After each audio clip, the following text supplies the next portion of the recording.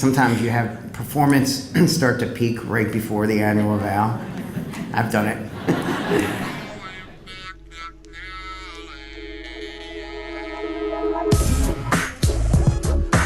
Cruising around on Sunset Cliff. So cool. Checking out the outskirts of San Diego. I don't know, this is all a panda!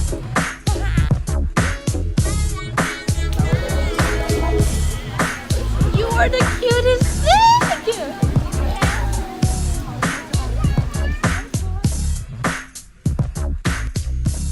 What we've done is we've cascaded some of our organizational KPIs and put them into an individual level tool that our folks can take a look at. And so I'll give you some examples here, guys. So we have like learner progress, timesheets, telehealth, graphs, weekly surveys, call-outs, professional development, social media.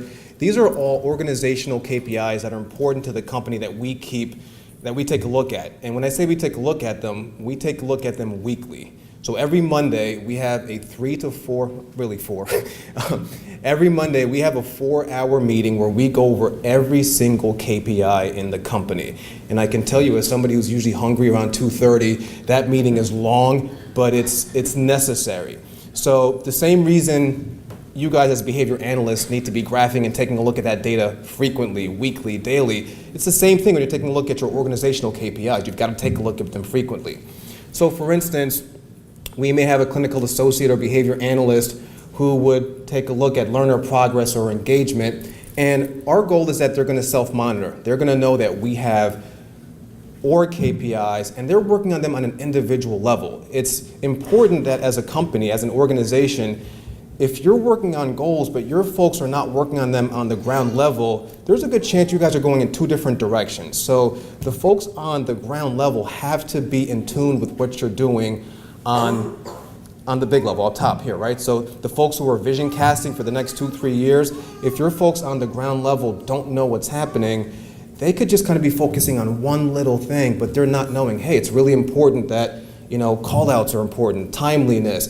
These are all things that contribute to quality services, so it's really important. So this is just one tool we're using, and we have many more other KPIs, but this is a nice tool to make sure that all of your organizational goals are cascading down to the individual level.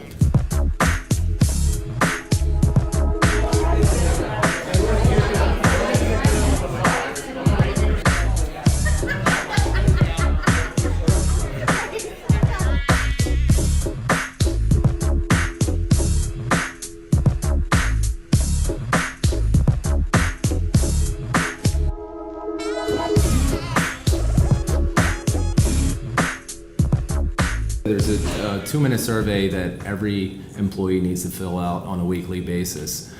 We have over 400 employees now currently, and it's the only way that we can check in. I know Brett talks about checking under the hood. So consistently every week, we're able to look at positive feedback, how satisfied they are with their job on a scale from 1 to 5. And also, every employee in our company has a mentor. So as soon as they're hired, they're assigned a mentor that provides coaching and leadership to that particular staff. And we look at how satisfied they are with the mentoring that they're receiving on a weekly basis.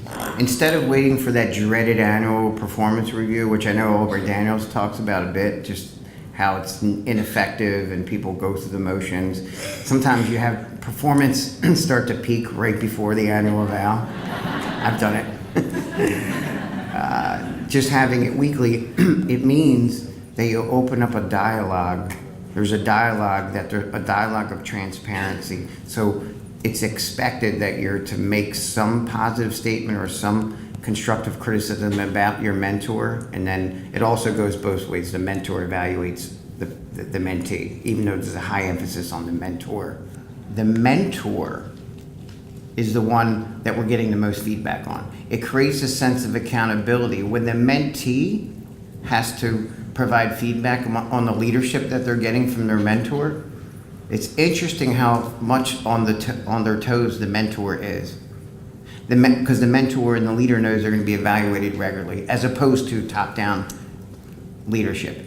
and evaluation. And again, not just once a year, every single week, a mentor knows they're going to be called to the carpet to have to report out important information about the progress and that they feel they're making under their mentor. And the other thing is that from the very get-go, the moment that they start working, there's two types of mentors. There's the mentor that takes them under their wing. It's really important. You've started jobs where it was kind of like you were thrown to the wolves and had to fend for yourself and figure out, and all of a sudden the one receptionist at the front happened to be the one who had the most information. We don't want it to be that way. We want it to be so that a mentor takes you under their wing and actually guides your career. So we typically end up seeing two types of mentors. The one that takes them under the wing and guides their entire career and helps them move forward on their scorecard. And then a transient mentor that moves a lot based on whether they're supervising them for a certain clinical case.